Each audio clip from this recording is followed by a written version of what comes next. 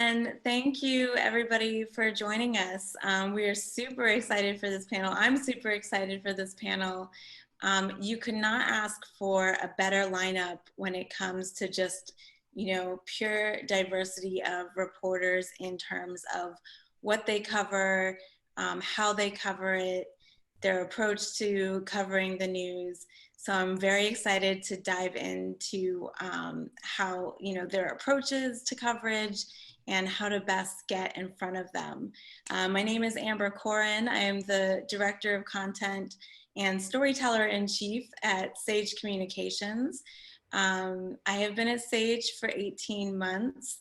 And prior to that, I was a journalist for 16 years, including the last 10 working as a reporter and editor covering the defense IT space. So previously, I worked as an editor for Federal Times and C4ISRnet, was also a reporter at those publications, as well as their sister publications, Defense News and Military Times, as well as Federal Computer Week, among some others. So spent a long time in the newsroom. I like to call myself a recovering journalist. But so I'm very excited to kind of bring that kind of experience and background and my current PR work to bear here in this conversation and talk about getting startups, in front of the media and telling these stories that can be super interesting and really compelling. So with that, I'll go ahead. I'll let our panelists kind of introduce themselves very quickly. We've got Michelai Graham from Technically DC, Technically Media. She's the DC market editor. Sara Gilgore covering innovation and health at Washington Business Journal. Kelsey Ogletree, she's a freelancer and founder of KO Copy, and Neal Augenstein at WTOP. So with that, I'm going to hand it off to each of them to kind of introduce themselves, give a little bit on their background. For those of you, I know a lot of you at 5 o'clock are probably multitasking. If you feel like having your cameras on, it can feel a little bit more, we can kind of try to replicate that in-person panel experience a little bit more, but totally understand if you're doing multiple things. That's the world we're living in, right? So let's kick it off. Michelai, do you want to start and give us a little bit of your background and tell us about you? Yeah, of course. Hello, everyone. My name is Michelai Graham. I'm the Technically DC market editor. I've been with Technically for about 2 years, and we cover technology, entrepreneurship, and startups in the DC region. Our main goal is just to connect top technologists to news, events, and services. Yeah, and I've been covering DC Startup Week for a few years, as I was saying. I came from American University, where I got my master's in investigative reporting, and I started at Technically about a month after I graduated, and I've been here ever since. Great, thank you so much. I'm just going to go down the list that I have. Sara Gilgore, do you want to give us a little quick intro? Yeah, hi everyone. I'm Sara Gilgore. I am the healthcare and innovation reporter for the Washington Business Journal. So we cover the DC area business community, which is DC, suburban Maryland, Northern Virginia, online all the time. And then we actually still have a print product too, so a weekly newspaper that we put out. And within that, I cover the healthcare beat, so that's the giant hospitals and health systems, but also biotech, life sciences, and startups across industries, really innovation encompassing anything that's like cool and exciting. So that also now includes DCNO. I don't know who might be familiar with that, but it's our sister publication. So we've kind of wrapped that into our own umbrella. I'm running it now, and we're digging into the earlier stage startup world. So this is exciting for me because we can, tell the stories of companies we haven't been able to before because maybe they were too young or pre-revenue or just, in the idea stage. So I came to the Business Journal, about 5 years ago, and was out of graduate school. I did Northwestern's journalism program out in Chicago and undergrad at Bucknell in middle of nowhere, Pennsylvania. And I was telling Neal, reminding him before, I actually interned at WTOP back in college. So I'm from the DC area. That was my first introduction into journalism, really, in this market and in the real world. And so it's been very cool to, I guess, grow up with this ecosystem, especially the startup world, in covering it, and just how it's changed so much even in the past 5-10 years. That's great. That's super interesting. I'm already making some notes. And don't downplay Bucknell, because they are always a major factor in my bracket every year for March Madness. So. That means a lot. Okay, so Kelsey Ogletree, do you want to give us a little intro? Tell us about yourself. Sure, thanks, Amber. I'm Kelsey Ogletree.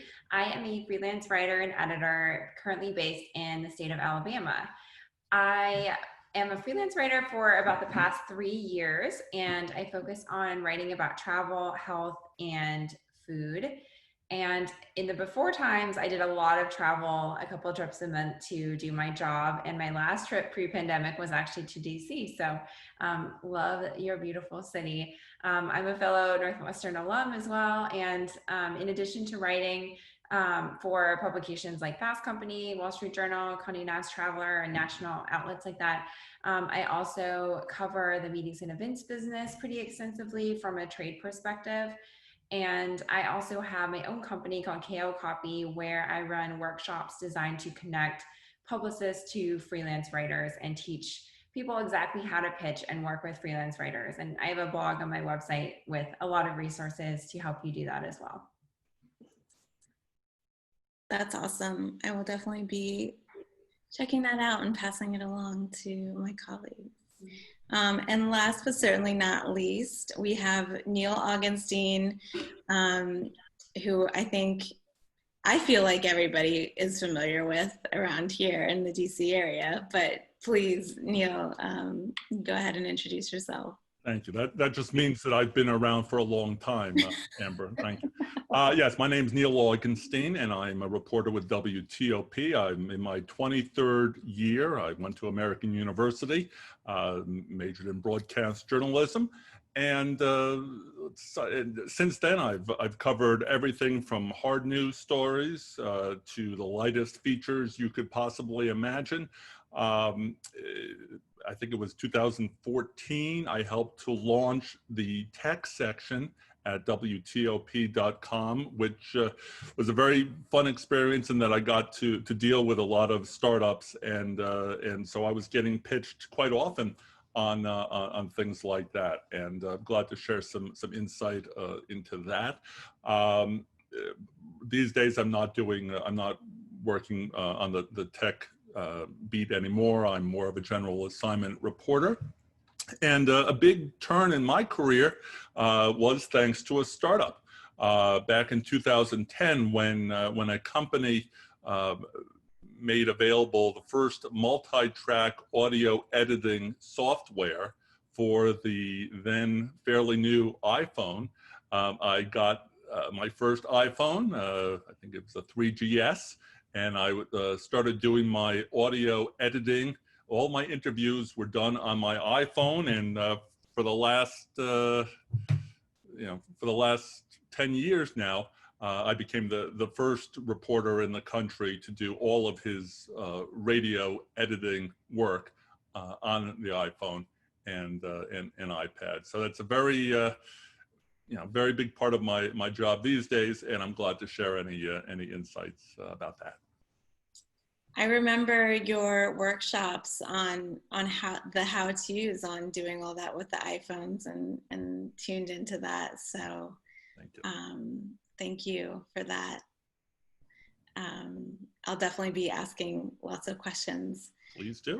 Related to kind of the evolution of considering you launched the tech section. So with that, we've got the background. I'm going to just start with some opening warm-up questions for each of our panelists to offer, because we're not sitting, unfortunately, we're not sitting in person and can kind of go down a physical line of answering questions. I'll try to make it clear and not awkward who should answer next. But I'll start with talking a little bit about your interaction with folks in PR. How much or how little do you typically work with them? What do you find them most useful for? And maybe if your perspective has changed over time, how much has it changed over time? And I'm gonna go backwards this time. And Neal, do you wanna start off a little bit with talking about how you work with PR folks? Sure. As a general assignment reporter, that means that every day I'm expected to come into the office with some story ideas. Very often I will have my own, and I'll tell my bosses and they'll say, okay, go ahead and go for it. But periodically I will get a pitch from a PR person and I'm glad to share a little bit later how I'd like to get that pitch. And we go from there. So very often, if there's something that catches my attention, and we're able to coordinate the interview immediately, then that story will end up on the air. I'm glad to delve into it a little bit more a little bit later, but there are some technical aspects. In other words, I'm going to ask the public relations person or the startup owner to provide their audio in digital quality. So that would mean somehow recording their audio in the voice memo app of the phone, or there's a whole bunch of different ways. But the old days of just getting a reporter on their cell phone and doing a cell phone interview are gone, at least in my mind. In the last 10 years, I haven't done a single interview with a startup person that's based only on a cell phone interview. Wow, that's quite the evolution and definitely interesting. Kelsey, so you are our primary freelancer on the panel. So I think that people working in PR will be very interested in how to reach out to you and how you interact with folks in PR and how that informs how you do your job. Sure. Well, I work with PR very often, and that's why I've sort of built this whole side business to what I do on working with PR and introducing them to freelance writers, because I think they are so important. So I work on writing stories for both digital and print outlets, and on any given day, I'm probably receiving maybe 50 to 100 pitches from PR people. So I get a lot. I work with PR people to set up interviews for stories, to help me spot trends, to send me high-res images, sometimes video for online stories, all kinds of things like that.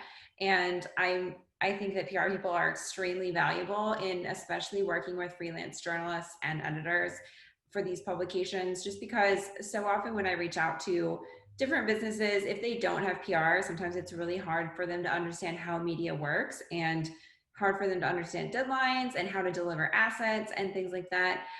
So I think it's very important to have someone who, works directly with media and is trained in already knowing what they need and be able to respond to requests timely. So yeah, I'm working with probably at least 10 PR people a day on lots of different stories. So very valuable relationships with them.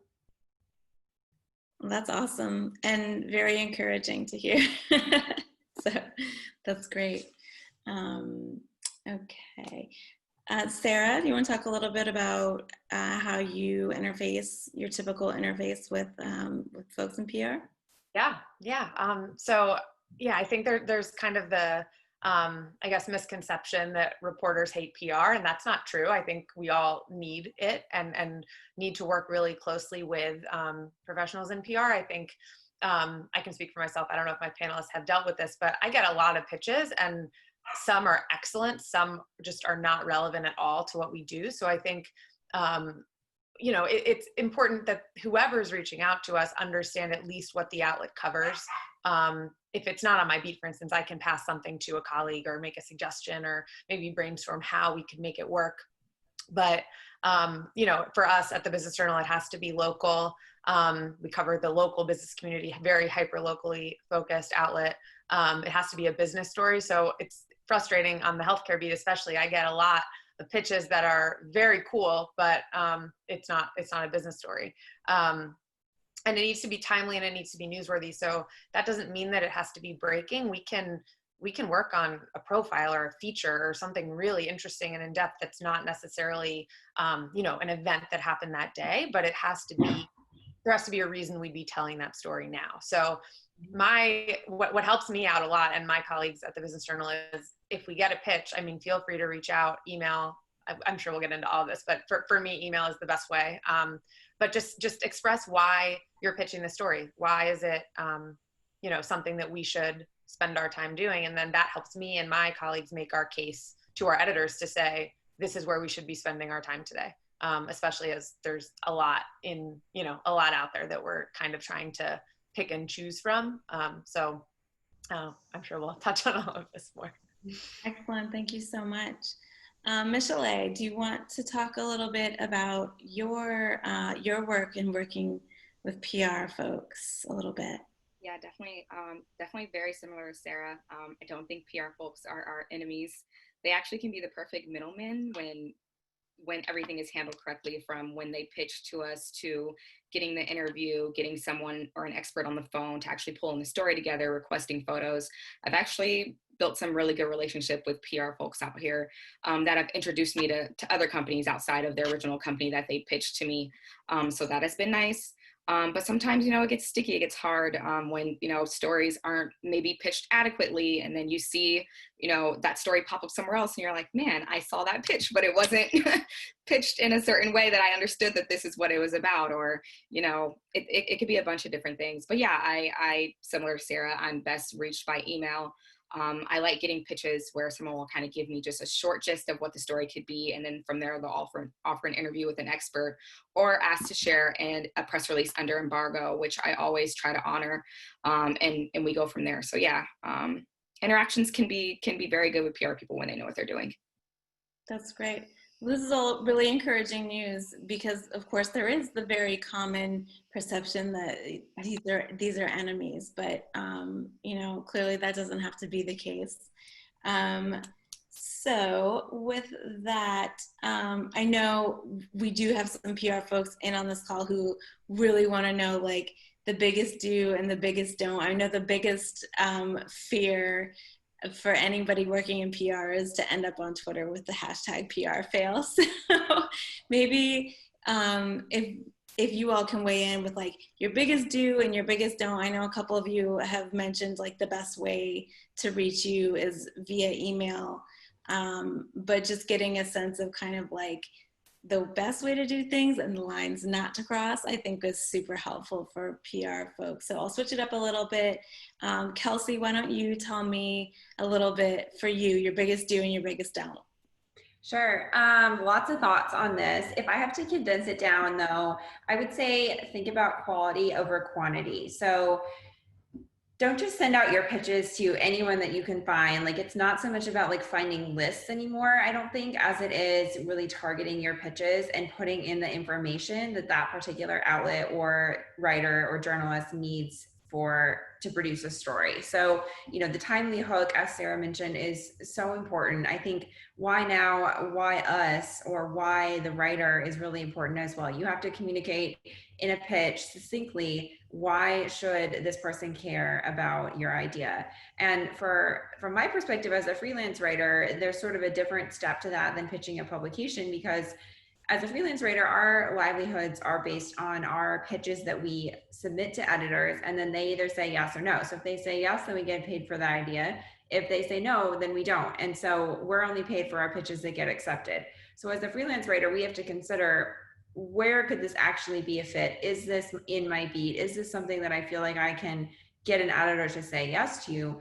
And the person sending that pitch really has to communicate that very succinctly. And I mean, for me, the biggest don't is sending a very long email, because I just don't have the bandwidth or the interest really to read super long pitches or long press releases unless I'm already interested in the story. So, there's a lot of advice out there for pitches, but I would say as far as length, keep it within 5 or 6 sentences max and get in that information that's important, pique my interest, and then allow the journalist to get back to you and say, yes, I would like more information. Where can we go from here?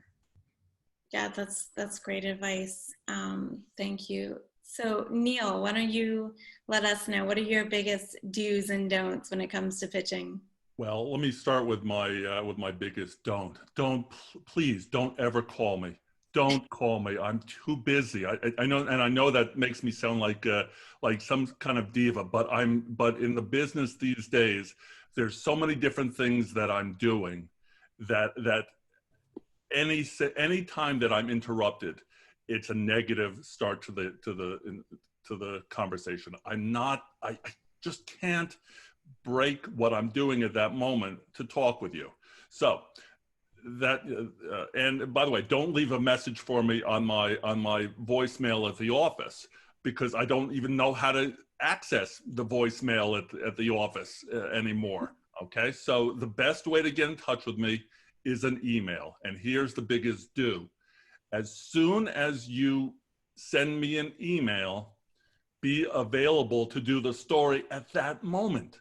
And make sure that your startup owner or you know, if you're doing it yourself, is able to do the story at that moment. Because like I said, there's so many different things I'm expected to do that I may get derailed, and you may only get one chance to get a news station to cover your story, because we are breaking news. We are looking for whatever needs to be done at that moment. So if something catches my attention, if your pitch is so good that it catches my attention, it would be a real shame if we couldn't get it on the air because you weren't available, or you had to refer me to somebody else, or so be available by cell phone, by email. And the reality is that if we're going to do the story, we're going to do it in the next half hour or not at all.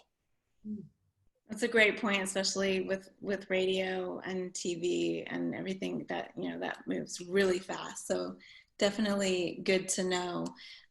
Sara, for the Business Journal, why don't you tell us, your biggest do's and don'ts? All right. So I think, first of all, these guys hit it on the head. So that helps me. I don't have to reiterate any of what they said, but I will echo it 100%.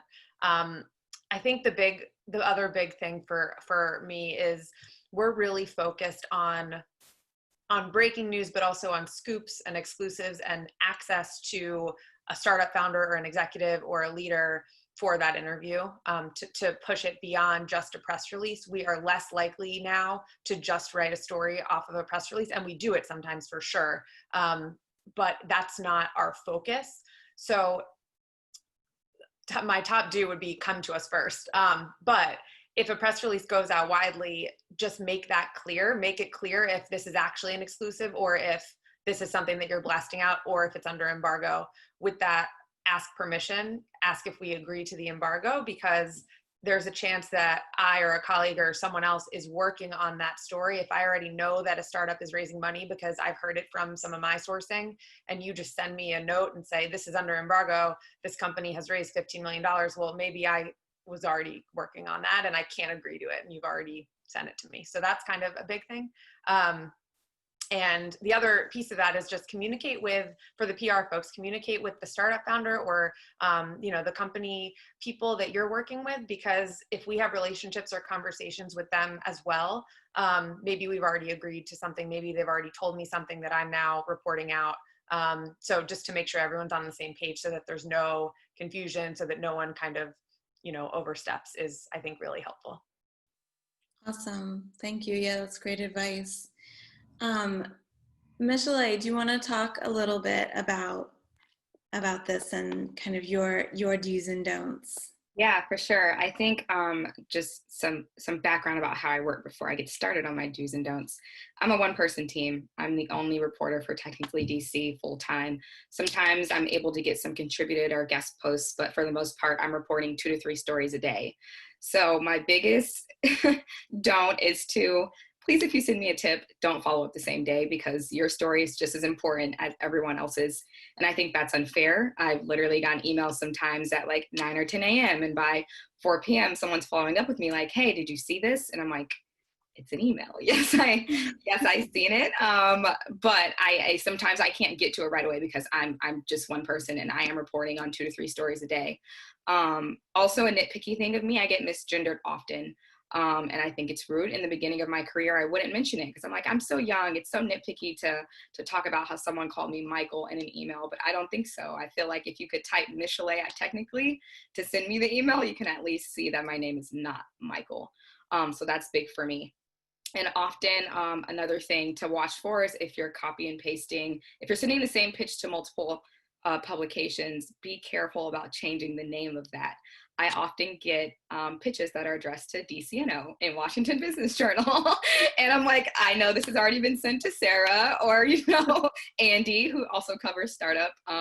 We cover similar beats. And yes, we all do great reporting, but it's easy to spot like, oh, I know you've sent this to multiple people. Or I'm like, sometimes I have to check. I'm like, did you mean to send this to me?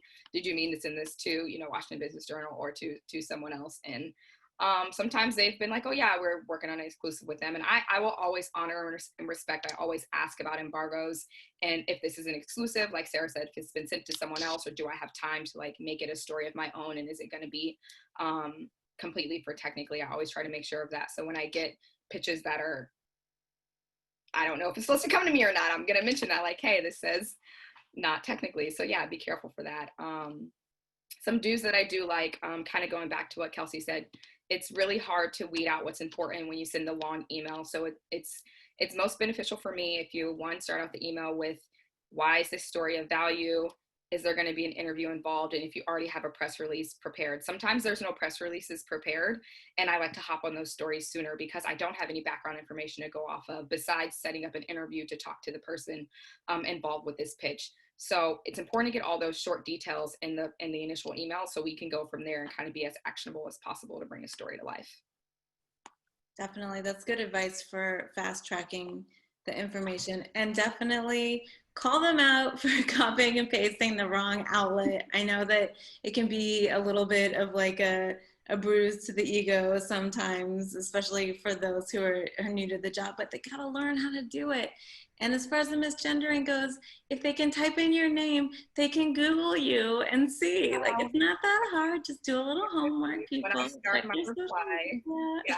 Yes, exactly. When I start my reply, I correct people. And it's happened to me more than once where someone would be like, oh, sorry, Michael. I'm like, oh my God, I know autocorrect is terrible, but I'm not covering your story. I even continue. But yeah. Okay. Well, so I know that all of you actually, you've got pretty broad beats, like even though you have, most of you have specific areas that you cover, they are not like niche areas. Like I covered defense IT, that's a very niche area.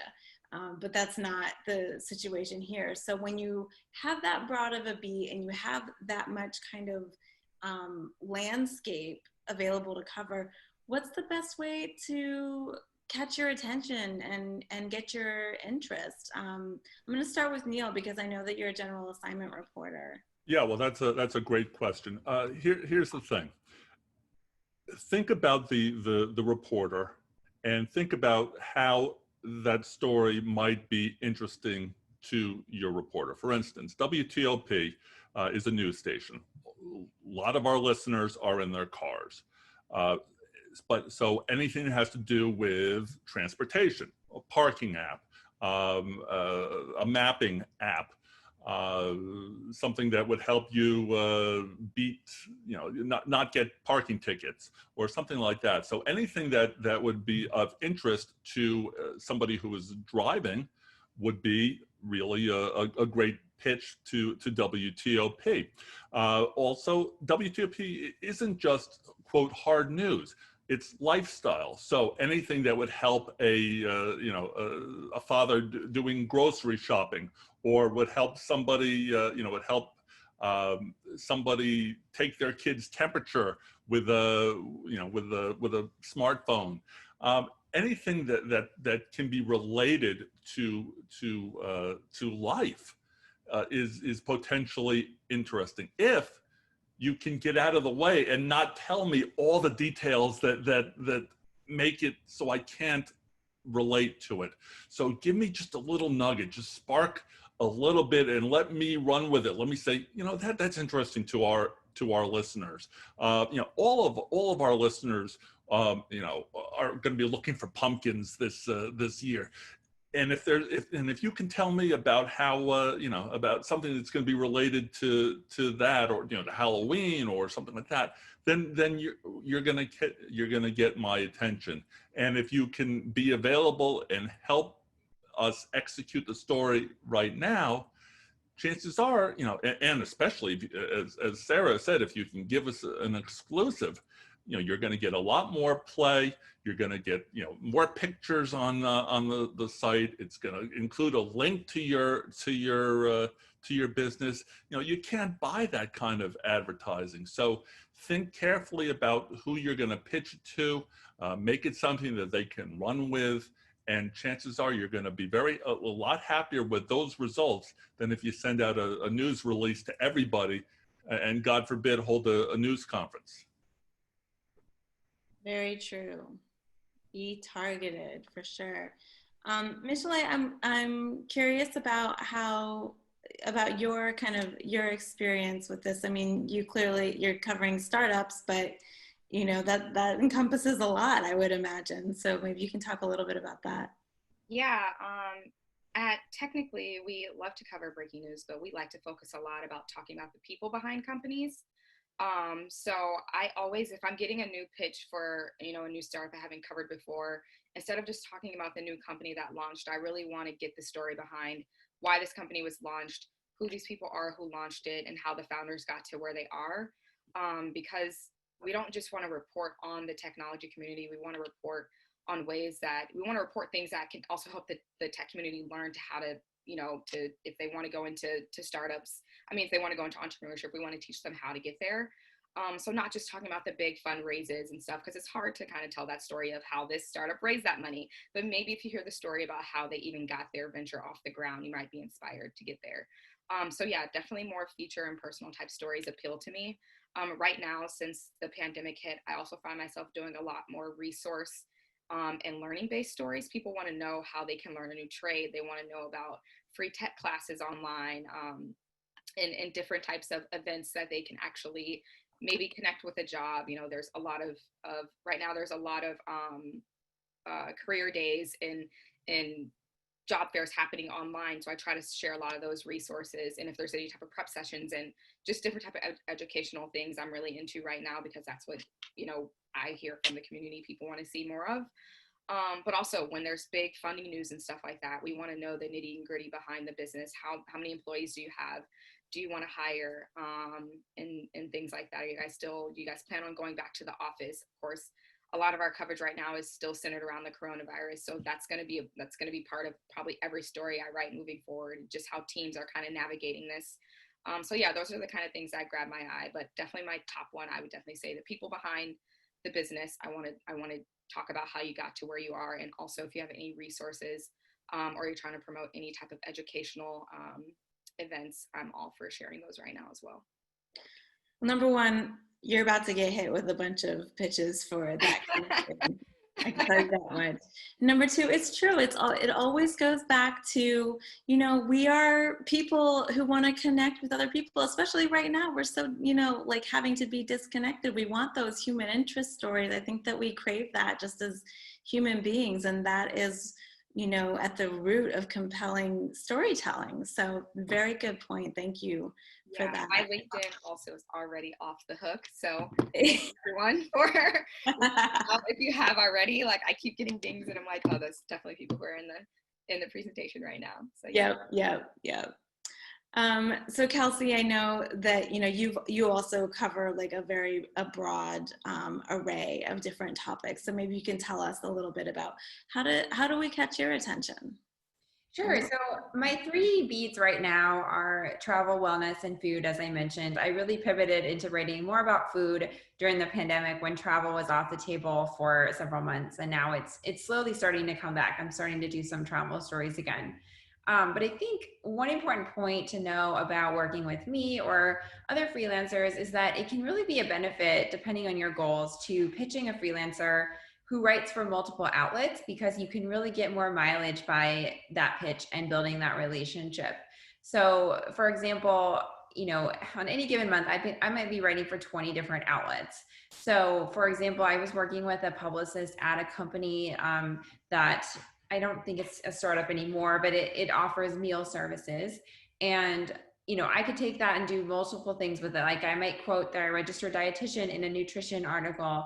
I might write about their new meals for another food outlet. And then I might do like a profile of the founder for something like Fast Company. And so it just becomes, if you can find freelancers and like build those relationships with them, that can really help you to be pretty versatile and get your story, different facets of your story told in multiple outlets, rather than, if you were to pitch someone like Neal and he does this beautiful package on you, well, that's probably all you're going to get, for a while at least, because he's not going to keep covering you every week. But freelance journalists have a little bit more bandwidth to do those stories, different stories and different angles, but work in the same company or business in different ways.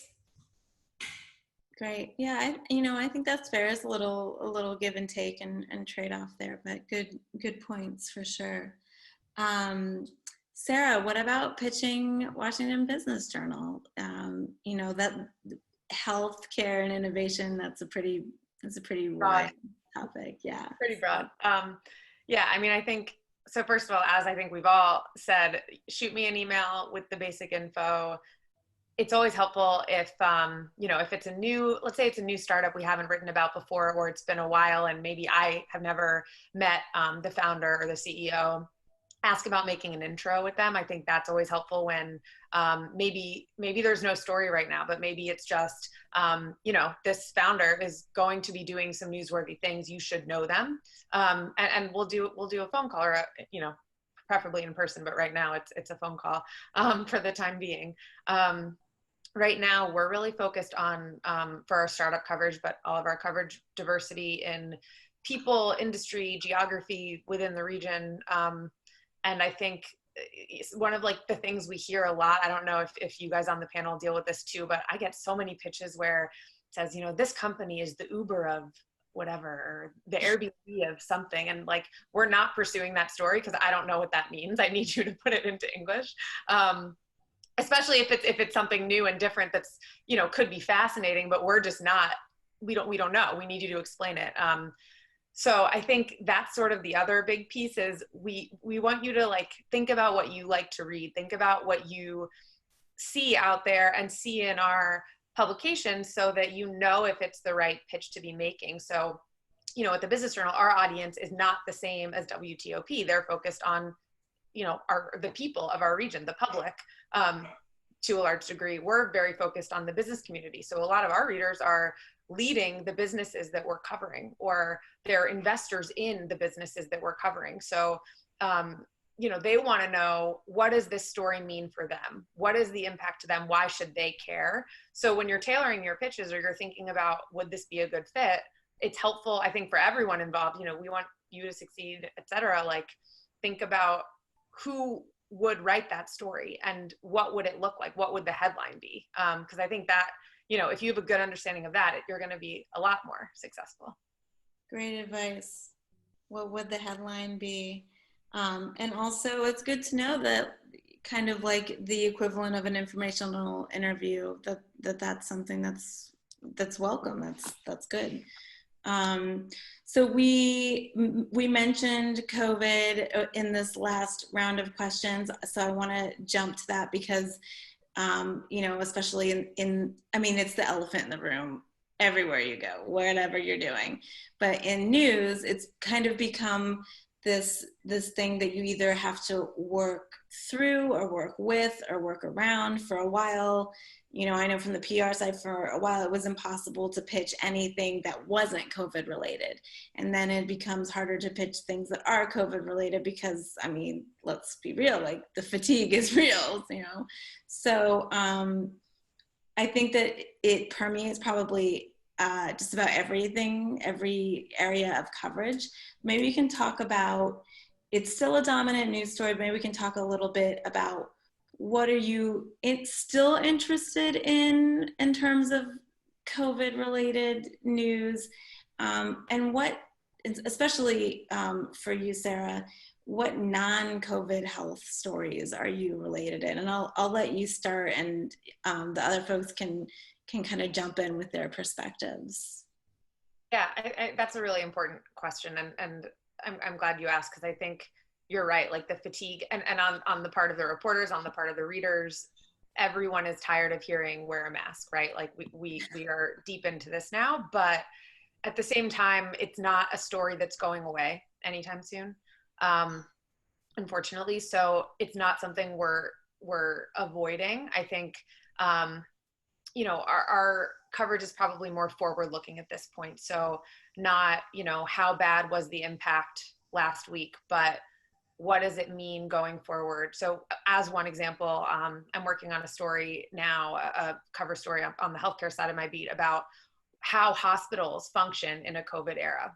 So that's one story. But if you think about any of the startups right now, whether they're health tech startups or medical device companies or not related to healthcare at all, they're dealing with the ripple effects of the pandemic. So the story doesn't have to be about COVID, but you better believe I'm going to ask you a question in an interview about how it has affected your business, you know, in the past, but also today. What does it look like? How did you get through it? What's next? What does the next year look like? Understanding the environment you're operating in right now. I think that's the point, is that it's more than just a health story, a health story at this point. It's kind of the landscape, unfortunately, that we're all working in. So plenty of non-COVID stories to go around, but I think it comes up as it should, naturally, and maybe it's not a prominent piece of a story if it really shouldn't be, but you know, it's a part of the discussion. For sure, definitely. Kelsey, I know that you said it's had a big impact since you were covering travel. How is it figuring into your coverage now, or how would you like it to figure in? Well, the travel space has been really tricky to navigate. It seems like every week we've been hearing conflicting things from editors about what they want, and they haven't really always known what they wanted at some of these travel outlets specifically, to be honest.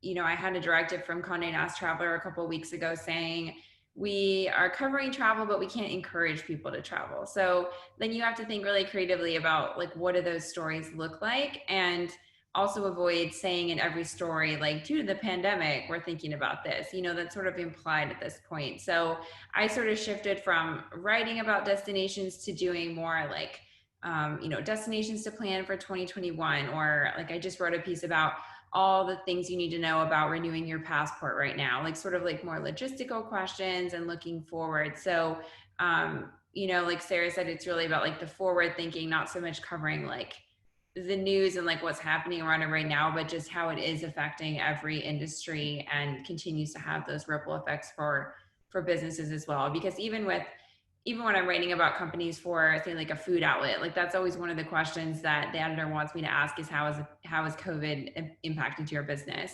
And obviously, you know, travel and food, I mean, every industry has been, you know, no industry has been untouched by this. So, but, you know, it just becomes a part of every story without being a focus of the story. Definitely.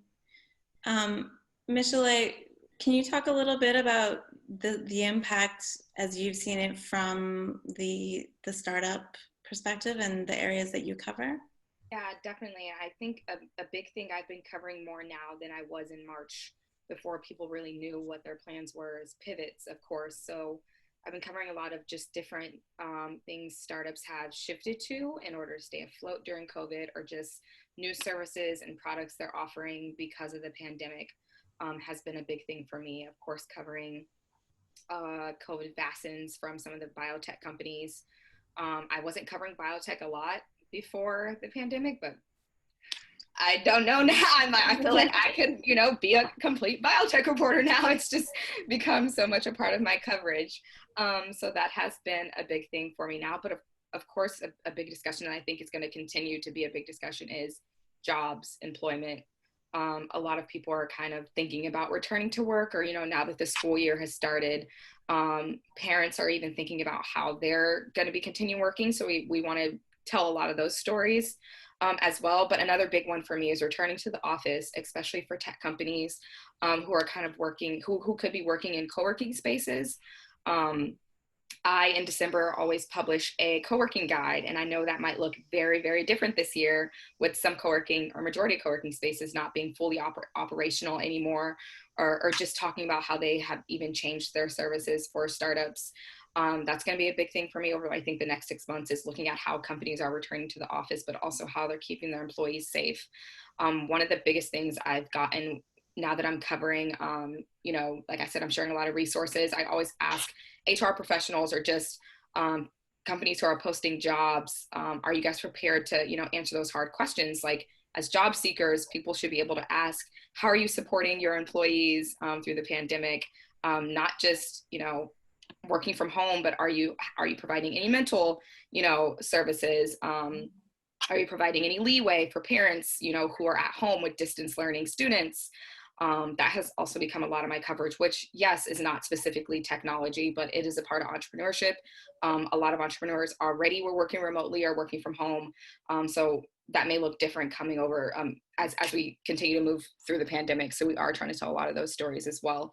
I just launched a video series where I'm talking a lot about this, and how just different entrepreneurs and leaders in the region are kind of navigating staying connected with the community while still working from home or thinking about returning to the office. So we are definitely going to be talking about it a lot. But like Sara said, any interview I have, it doesn't matter. We are talking about something completely unrelated to the pandemic. It's going to be a question that comes up, especially if you're a founder and you have employees. I wouldn't be doing a due diligence in reporting the story if I'm not also talking about how you're supporting your employees and what your business has been looking like since the pandemic. So that's definitely still an important part of every single story I write as well. I think that's fair and definitely super interesting. And I would love to see that recent coverage that you were talking about. If you want to drop a link into the chat, I think a lot of people would be interested in that. Neal, so from your, you have an extra kind of unique perspective here, I think, because like you said, so many of your listeners have been commuters traditionally. So how does that impact what you choose to cover and how you're covering it, and just kind of how you're doing your job? Well, I think that the COVID story on an all news station certainly is not being ignored. So if there's a chance for me to do a story that's not about COVID, I personally am glad to do it. And frankly, I think the audience is glad to not hear the word COVID for in one particular story. WTOP, when you think about it, I mean, our on-air stories are 40 seconds long, so we're not going to reflect on everything. The great questions that you all are, and the great detail you guys are providing in how companies are dealing and supporting their employees. We're not getting into that into TOP. We don't have enough time. Our web stories are maybe 20 graphs, and and so maybe so chances are we're not going to get into that. Now, that being said, if there's something that's related to COVID, if there's a new, if there was the new app that Virginia launched a few weeks ago that helped people, see whether they'd been in contact with anybody, that of course was a story that we jumped on. Anything that is directly COVID related, I think Sara said that she didn't want to hear another wear a mask story. But to be honest, if there was a new thing about a more comfortable mask, a new technology about a more comfortable mask, I think our audience would eat that up. So, yes, COVID is part of life now. But our stories, at least on WTOP, is not about COVID itself. It's more about how people are living with the fact that COVID is such a big part of everyone's life these days. Amber, I'm hopping in here. We have a couple questions on the chat. Do you want to take some of the chat questions? Yes, so I was just scrolling through those. I was trying to multitask here. So one early question that I saw was, do you all get any of your leads from HARO or Help a Reporter? I know in the PR industry, that's a resource that's leveraged a lot, and I suspect by people, in the startup kind of sector as a way of doing their own outreach. Is that something that you all take advantage of? Kelsey, maybe you want to answer first as a freelancer? Sure. I use HARO every now and then. I used to use it more, but I find that it's gotten quite spammy. The most important thing when using that is to really make sure you're answering the reporter's specific request. I will get a lot of junk responses saying, oh, I don't have the perfect fit, but here's this if you'll consider it. And if a journalist is getting like 50 or 100 responses to HARO, that's just not helpful to send those kinds of things.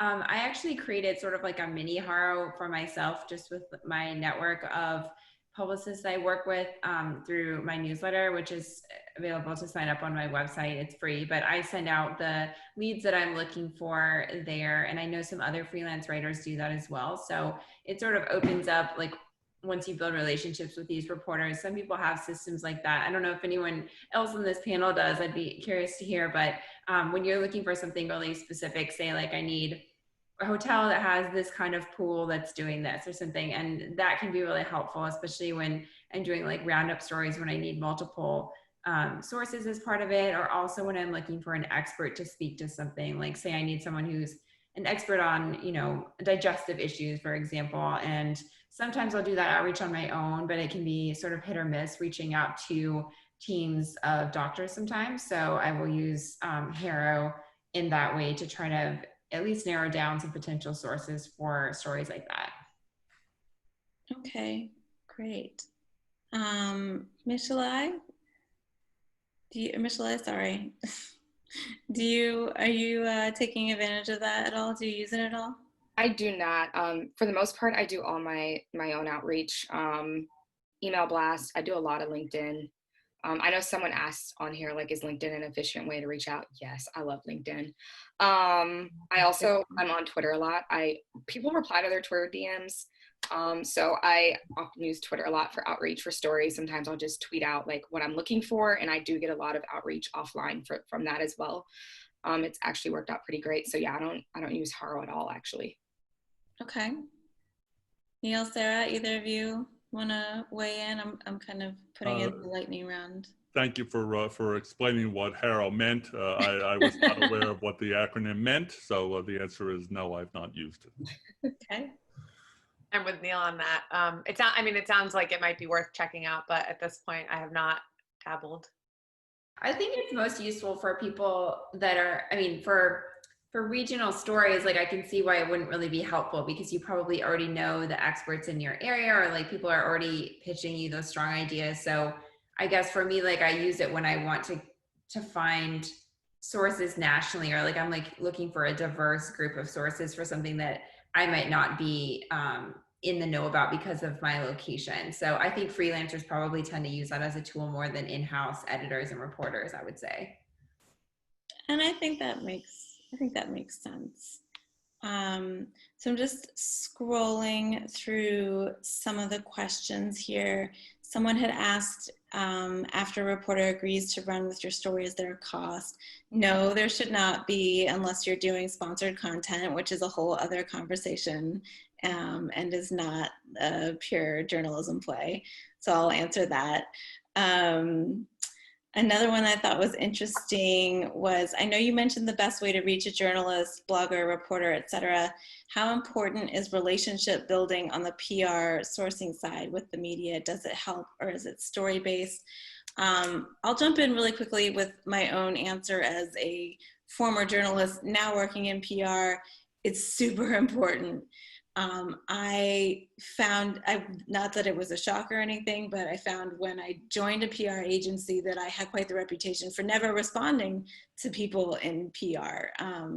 Like I said, it wasn't a shock because I never responded to people in PR, but the ones that I did respond to were the ones that I was able to establish a relationship with, or who were able to establish a relationship with me.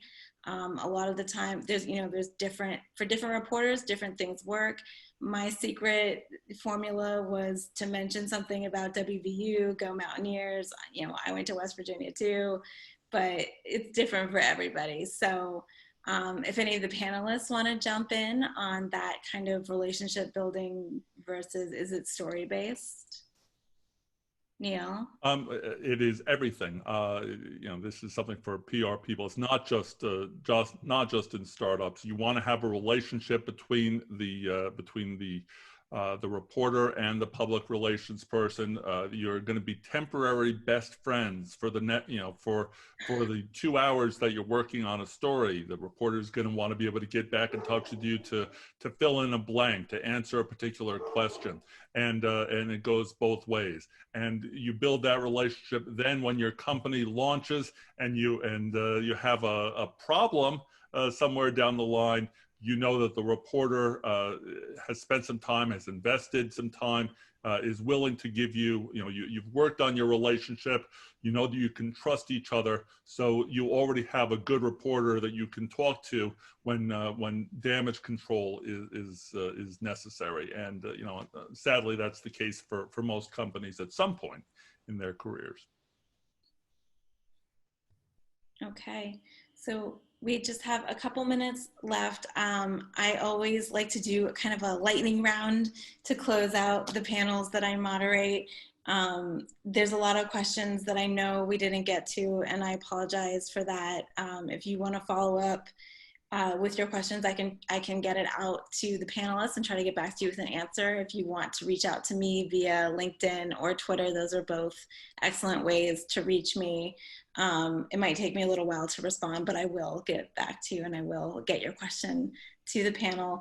I'm gonna cherry pick for the lightning round question, and I would something I'm very curious about as it relates to startups and as journalists covering them. As you've covered and kind of interacted with startups and the people, launching them and working for them, what is your perception of how they view media and PR? If we're generalizing, can you talk about how much of a sense you can get of how much they value or prioritize media coverage and or PR support? I'm going to toss that one first to Michelai, because I know that you do a lot of direct interfacing there. Yeah, of course. With the type of coverage I do, with it being human-centric, what I run into a lot of is people often want me to tell fluff stories, or they often want me to only show their company in a good light, which I would love to do, but sometimes news comes across. Sometimes I have to cover that this company let go 60 employees, and I've covered them in a good light previous to that, and they don't want me to cover something to that. I think it's important to know that we have to be objective. We have to tell both sides of the story, and all sides of the story if the story is available to us. What's nice about also just trying to tell human-centric stories, though, is I have the opportunity to talk directly with founders and with CEOs and with CTOs about how they got to these decisions and their plans moving forward. Especially if I have to tell a story about, I had to write a story once about a company that was letting go of their entire sales team.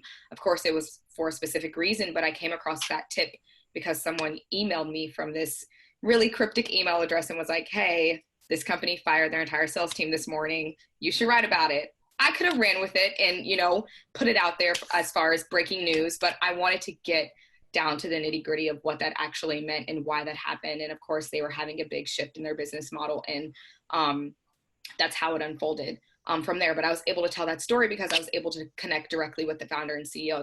That wouldn't be the case if I wasn't covering local news, and specifically like a smaller region like this.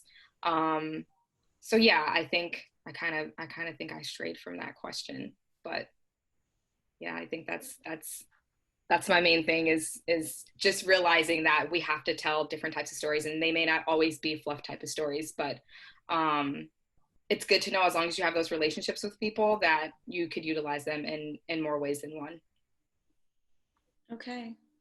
I know it looks like Rachel is ready to jump in and we're a minute over, so I apologize that we didn't get to answer more questions. But again, please feel free to tweet or DM me on Twitter or message me on LinkedIn or any of our panelists. And if I get any questions, I will be sure to forward them to our amazing panel. Thank you all so much. This was super interesting and really cool, and I really appreciate everybody taking the time to participate and to join us. Thank you so much, Amber, for moderating and leading the conversation today. Michelai, Sara, Kelsey, Neal, thank you so much. And thank you to our interpreter, Amara, for being here and putting together this great event. So this marks the second to last session of the second day of DC Startup Week. We still have 3 full days tomorrow. We're hopping into our 6 o'clock event, which is an open mic failure stories, where people are able to share any stories of failures and how you overcome them. So you can go into Tendify, jump in and find the Zoom link there. If anyone has any questions for any of the panelists, you're able to go into Tendify, send a private message. Also look out on LinkedIn or Twitter and connect with everyone. Thank you so much for being here today. We really appreciate all your time, and I hope to see you guys on the 6 o'clock session about failure stories. So talk to you guys soon.